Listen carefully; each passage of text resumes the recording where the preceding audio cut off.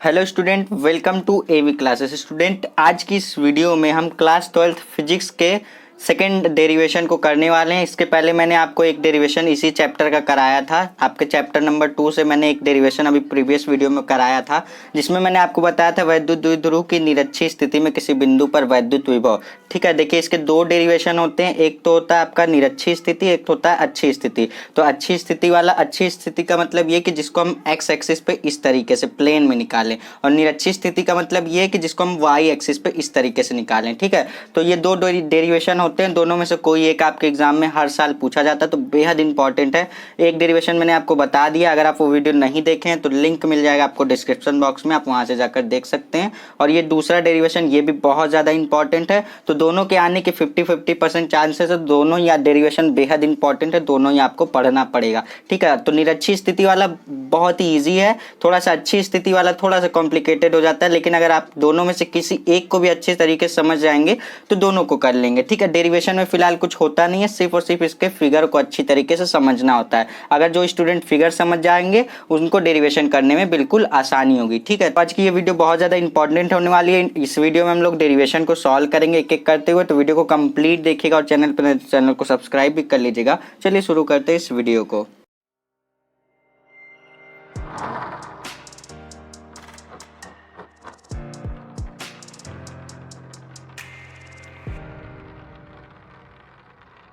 So student, सबसे पहले देखिए हम करेंगे क्या कि यहाँ पे हम सबसे पहले देखिए, हमें हेडिंग से ही पता चल रहा है वैद्युत द्विध्रुव की निरक्षीय स्थिति में किसी बिंदु पर वैद्युत विभव। पहले तो हम सबसे पहले क्या करेंगे, द्विध्रुव बनाएंगे। द्विध्रुव का मतलब ये कि जिसके दो शीर्ष हों। ठीक है, जैसे आपके पास कोई खोखला रॉड हो, जैसे इस तरीके से यहाँ पे बनाएंगे।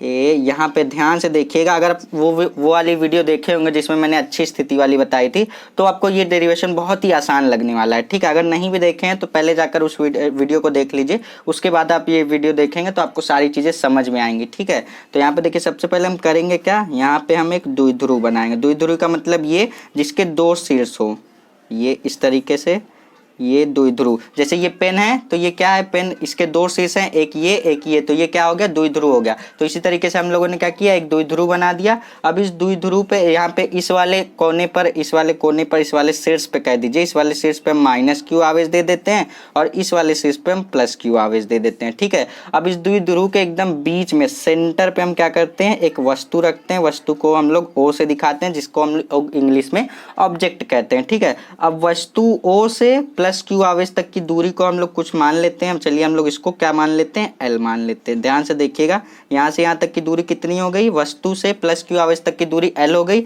अब वस्तु से -q आवेश तक की दूरी को भी हम लोग क्या ले लेंगे, L ही ले लेंगे। तो यहाँ से हो जाएगा L, ये दोनों क्या हो गया, यहाँ से यहाँ तक की दूरी L हो गई। अब देखिए L और L प्लस L करेंगे, कितना हो जाएगा, 2L हो जाएगा। तो 2L कितना हो जाएगा, 2L पूरे रॉड की लंबाई हो जाएगी, यानी कि पूरे द्विध्रुव की लंबाई कितनी हो जाएगी, 2L हो जाएगी। तो 2L यहाँ से यहाँ तक की, यानी कि +q आवेश से -q आवेश तक की दूरी कितनी हो गई, 2L हो गई। फिगर को ध्यान से समझना, एक एक चीज बताऊंगा बहुत ही बारीकी से, कुछ भी आपको स्किप नहीं करने वाला हूँ। ठीक है, अब देखिए हम करेंगे क्या, इस बिंदु O से ये जो वस्तु रखा है, इसके एकदम ठीक परपेंडिकुलर हम कुछ डिस्टेंस पे यहाँ पे क्या लेंगे, बिंदु P। ध्यान से देखिएगा, हमने क्या किया था, हम जब अच्छी स्थिति वाला सॉल्व करते हैं तो इसी तरीके से डॉट डॉट करते हुए हम यहाँ पे बिंदु लेते हैं, यानी कि x एक्सिस पे। अब निरक्षीय स्थिति में सिर्फ इतना करना है कि आपको y एक्स पे बिंदु P लेना है, उसके बाद आपको +q आवेश के कारण बिंदु P पर वैद्युत विभव निकालना है, फिर -q आवेश के कारण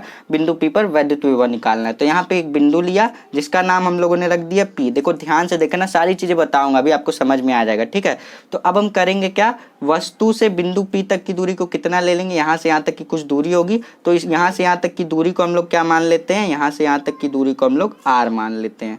ध्यान से देखिएगा, बहुत ही सफाई से बनाइएगा, जितना सफाई से बनाएंगे उतना अच्छा एग्जामिनर पे एक्सप्रेशन पड़ेगा और वो आपको अच्छे मार्क्स देगा। ठीक है, तो यहाँ पे बिंदु P लिया। अब हम करेंगे क्या, इसको हम ऐसे डॉटेड लाइन से मिला देते हैं। इसको हम करेंगे क्या, इस तरीके से डॉटेड लाइन से मिला देते हैं। अभी हम क्या करेंगे, एक बार हम लोग निकालेंगे -q आवेश से बिंदु P तक की दूरी, तो उसके बाद हम लोग क्या निकालेंगे, +q आवेश से बिंदु P तक की दूरी। तो यहाँ पे देखिए हम लोग इसको भी क्या करते हैं, डॉटेड लाइन से मिला देते हैं इस तरीके से, बहुत ही सफाई से। जिससे कि आप एग्जाम टाइम पे भी पढ़ें तो आपको अच्छी तरीके से समझ में आए। ठीक है, तो अब देखिए आप यहाँ पे देखेंगे कि आपके पास यहाँ पे देखिए लंब दिख रहा है, आधार दिख रहा है, लेकिन कर्ण की वैल्यू नहीं है। ठीक है, यहाँ पे देखिए ये वाला त्रिभुज, यहाँ पे देखिए पी ओ, यहाँ पे मान लीजिए आप इसको ए मान लेते हैं। एक सेकेंड, इस वाले शीर्ष को आप ए नाम दे दीजिए, इस वाले शीर्ष को आप बी नाम दे दीजिए। ठीक है, तो आप देखिए आप त्रिभुज P O B, P O B एक क्या बन रहा है, एक त्रिभुज बन रहा है। सेम इसी तरीके त्रिभुज इधर बन रहा है पी ओ ए, पी ओ ए, तो दोनों त्रिभुज क्या है, बराबर हैं, जिसमें कि हमें क्या देखिए दोनों त्रिभुज में आपको दिख रहा है लंब की लंबाई दिख रही, आपको लंब की वैल्यू दिख रही है, आधार की वैल्यू दिख रही है, लेकिन दोनों में क्या है, कर्ण नहीं है। ठीक है, तो हम एक का कर्ण निकालेंगे, दोनों का आ जाएगा, क्योंकि दोनों त्रिभुज क्या है, समान है, एक दूसरे के बराबर है। क्योंकि यहाँ पे हम कह सकते हैं त्रिभुज, देखिए त्रिभुज पी ओ बी, ध्यान से देखिएगा पी ओ बी, तो यहाँ पे हम लिखेंगे पी ओ बी बराबर क्या लिखेंगे, पी ओ ए, पी ओ ए, यानी कि दोनों त्रिभुज क्या हैं, एक दूसरे के बराबर हैं। तो ये बात याद रखिएगा, जिससे कि हम एक के कर्ण की वैल्यू निकालेंगे, हमारा दूसरा ऑटोमेटिक आ जाएगा। तो अब हम करेंगे क्या, देखिए जब हमें क्या देखिए हमें दो चीज दे रखी होती है, लंब आधार कुछ भी दे रखा होता है, एक चीज निकालना होता है, तो हम क्या करते हैं उसमें पाइथागोरस प्रमेय लगाते हैं, यानी कि पैरेललोग्राम मेथड लगाते हैं। तो अब देखिए हम करेंगे क्या, यहाँ पे हम लोग इसका कर्ण की वैल्यू निकालने के लिए हम लोग यहाँ पे पाइथागोरस प्रमेय लगाएंगे। तो पाइथागोरस प्रमेय क्या होता है, कर्ण का स्क्वायर, ध्यान से देखिएगा, कर्ण का स्क्वायर बराबर लंब का स्क्वायर प्लस आधार का स्क्वायर। किसका स्क्वायर, आधार का। ये आप 9th क्लास में पढ़ के आते हैं। ठीक है, तो इस तरीके से अब देखिए हम लोग वैल्यू रख देते हैं, हमें देखिए कर्ण निकालना है, क्या निकालना है, हमें कर्ण निकालना है। तो यहाँ पे हम लोग लिखेंगे कर्ण का स्क्वायर, इसको इसी तरीके से। अब देखिए लंब कितना है आपका, दोनों त्रिभुज में देखिए लंब की वैल्यू कितनी है, ये आपका जो लंब है, लंब की वैल्यू कितनी है, आर है, तो ये हो जाएगा आर स्क्वायर। आधार देखिए यहाँ पे, यहाँ से यहाँ तक का आधार कितना है, एल है, और इसका भी आधार कितना है, एल है, तो दोनों में आधार कितना है, एल है, तो यहाँ पे हम लिखेंगे एल, और आधार का स्क्वायर होता है तो एल स्क्वायर हो जाएगा। ठीक है, तो अब देखिए हम कर्ण की वैल्यू निकाल रहे हैं, तो कर्ण की वैल्यू हम निकालेंगे, तो यहाँ से देखिए हम क्या करेंगे, हमें कर्ण निकालना है, कर्ण स्क्वायर बराबर इतना आया, तो कर्ण की वैल्यू कितनी आ जाएगी, जब यहाँ से स्क्वायर हटेगा तो इस पर अंडर रूट लग जाएगा, तो अंडर रूट में आ जाएगा R square plus L square. तो ये किसकी वैल्यू आ गई हमारे पास, ये हमारे पास कर्ण की वैल्यू आ गई। तो हम क्या करेंगे, दोनों त्रिभुज बराबर है, तो दोनों में ये वाली वैल्यू किसकी आ गई, दोनों त्रिभुज के कर्ण की वैल्यू आ गई। तो यहाँ पे हम लोग लिख देंगे इसकी वैल्यू कितनी आई है, R square plus L square. ठीक है, देखिए मैंने पहला चैप्टर आपको पढ़ाया था वैद्युत आवेश तथा क्षेत्र, उसमें मैंने ये सारी चीजें आपको, उसमें आपको क्या करना रहता था, उसमें आपको अच्छी और निरक्षी स्थिति में वैद्युत क्षेत्र की तीव्रता यानी कि इंटेंसिटी ऑफ इलेक्ट्रिक फील्ड निकालना होता था। सेम यही चीज करनी है आपको, लेकिन सेकेंड चैप्टर में आपको क्या करना है, अच्छी और निरक्षी स्थिति में आपको वैद्युत विभव निकालना है, यानी कि इलेक्ट्रिक पोटेंशियल निकालना है। तो यहाँ पे देखिए इसकी भी कर्ण की वैल्यू कितनी हो जाएगी, रूट में हो जाएगी आपके पास R square plus L square, ध्यान से समझिएगा। अब हमारे पास देखिए कर्ण भी आ गया, लंब में दे रखा था, आधार दे रखा था। ठीक है, अब हमारा तीनों चीज हमारे पास, त्रिभुज की तीनों भुजा हमारे क्या आ गया, हमारे पास इनका वैल्यू आ गया, त्रिभुज की तीनों भुजाओं का हमारे पास मान आ गया। ठीक है, अब देखिए आप करेंगे क्या, यहाँ पे इस फिगर को देखते हुए 2-3 लाइनें लिख देंगे, उसके बाद हम लोग क्या करेंगे, कैलकुलेशन वाला पार्ट करेंगे। तो देखिए लाइनें आप क्या लिखेंगे, अभी मैं यहाँ पे आपको लिख के भी बता देता हूँ।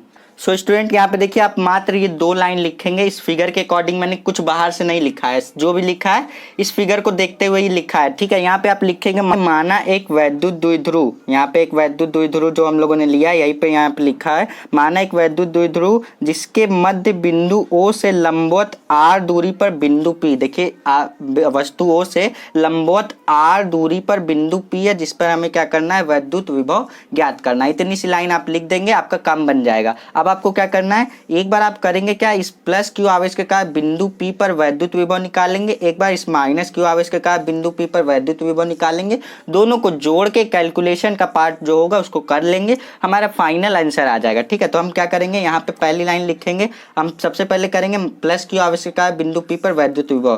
तो यहाँ पे आप लिखेंगे क्या, यहाँ पे मैं लिख देता हूँ, यहाँ पे हम लिखेंगे प्लस क्यू आवेश के कारण बिंदु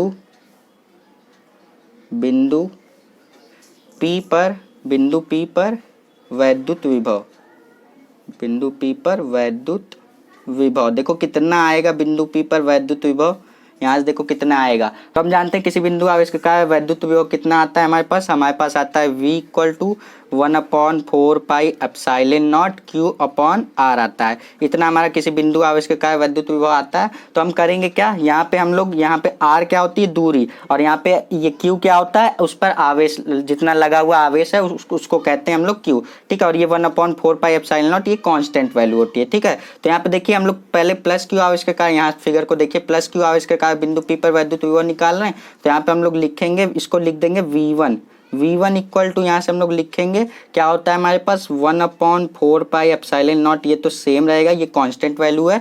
और हमारे पास देखिए प्लस Q आवेश के कारण ले रहे हैं तो यहाँ पे प्लस को शो नहीं करेंगे, प्लस अगर कुछ नहीं लगा होता तो हम प्लस ही मानते हैं, तो Q लिख दिया।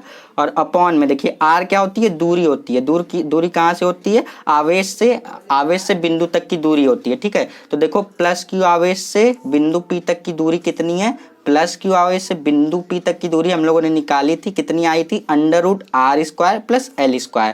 तो हम लोग क्या लिखेंगे, R के प्लेस पे हम लोग लिख देंगे √ में R² प्लस L²। ये हमारी किसकी वैल्यू आ गई, V1 की वैल्यू आ गई। यानी कि प्लस Q आवेश के कारण बिंदु P पर वैद्युत विभव कितना आ गया, V1 equal to 1/4 pi epsilon naught Q upon √ में R² प्लस L², ठीक है। सेम इसी तरीके से आपको करना है माइनस Q आवेश के कारण। तो यहाँ पे आप लिखेंगे माइनस Q आवेश के कारण बिंदु P पर वैद्युत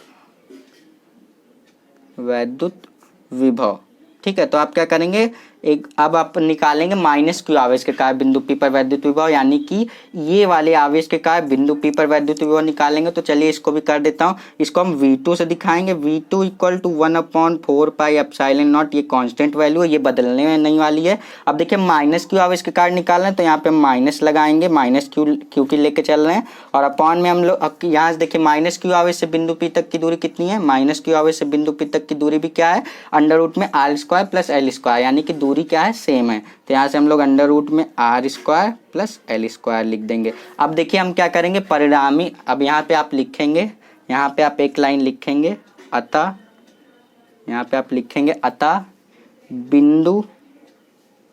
बिंदु P पर परिणामी वैद्युत विभव। देखिए बिंदु P पर परिणामी वैद्युत विभव यानी कि टोटल, आपको इलेक्ट्रिक पोटेंशियल निकालने के लिए आप क्या करेंगे, टोटल निकालने के लिए V को, यानी कि परिणामी वैद्युत विभव को आप V से दिखा देंगे। V इक्वल टू आपको करना है V1 प्लस V2, यानी कि दोनों जो आप V1 और V2 का मान निकालें उसको जोड़ देना है, ठीक है। तो यहाँ से देखिए आपके पास क्या आ जाएगा, यहाँ से आपके पास V इक्वल टू V1 का मान रखिए, V1 का मान है 1/4 pi epsilon naught Q upon √ में R² प्लस L², ये आपके पास V1 का मान है। V2 का मान आप यहाँ से लिखिए प्लस, और V2 का मान लिखिए 1/4 pi epsilon not minus Q upon √ में R² प्लस L²। ये आपने क्या किया, सिर्फ और सिर्फ V1 और V2 का मान रख दिया। तो यहाँ से V इक्वल टू, अब देखिए सॉल्व करेंगे तो क्या आएगा, 1/4 pi epsilon naught Q upon √ में R² प्लस L²। अब देखिए यहाँ पे प्लस है और ये माइनस, ये वाला माइनस प्लस माइनस मिलकर क्या हो जाएंगे, माइनस, क्योंकि यहाँ पे हम लोगों ने माइनस Q आवेश लिया था और यहाँ पे प्लस Q आवेश लिया था। तो जो माइनस Q आवेश है इसका माइनस क्या करेगा, प्लस को माइनस कर देगा। तो यहाँ से 1/4 pi epsilon naught Q upon √ में R² प्लस L²। अब इस वैल्यू को देखिए, इस वाली वैल्यू को देखिए, जितना यहाँ पे ये प्लस में है उतना ही ये यहाँ पे माइनस में है। तो ये पूरा प्लस में है, ये पूरा माइनस में है। तो क्या होगा, पहले देखो 1/4 पाई से 1/4 पाई कैंसिल हो जाएगा, एप्सिलॉन नॉट पूरा क्या होगा, कैंसिल हो जाएगा। उसके बाद देखिए इससे भी पूरा क्या होगा, ये कैंसिल, यानी कि पूरा टर्म क्या होगा, एक दूसरे से कैंसिल हो जाएगा। तो हमारे पास क्या आ जाएगा, V टोटल इक्वल टू कितना आ जाएगा, जब सब कैंसिल हो गया तो हमारे पास कितना आ गया, 0 आ गया।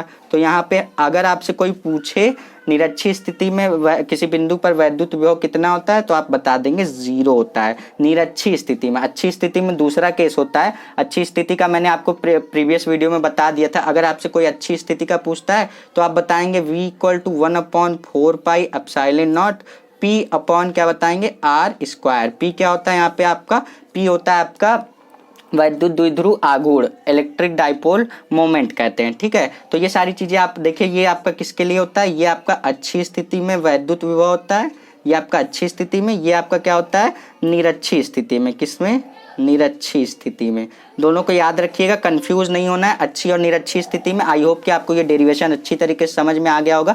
फिगर को ध्यान से समझिएगा, फिगर अगर आप समझ लेते हो तो आपको सारा डेरिवेशन अच्छी तरीके से समझ में आ जाएगा। दैट्स इट, इतना ही करना था आपको इस डेरिवेशन में। आई होप कि आपको ये वीडियो अच्छी लगी हो। वीडियो अच्छी लगी हो तो वीडियो को लाइक करिएगा, दोस्तों के साथ इस वीडियो को शेयर भी करिएगा, और चैनल पर नहीं तो चैनल को सब्सक्राइब भी कर लीजिएगा। चलिए मिलते हैं नेक्स्ट वीडियो में, तब तक के लिए पढ़ते रहिए। All the best.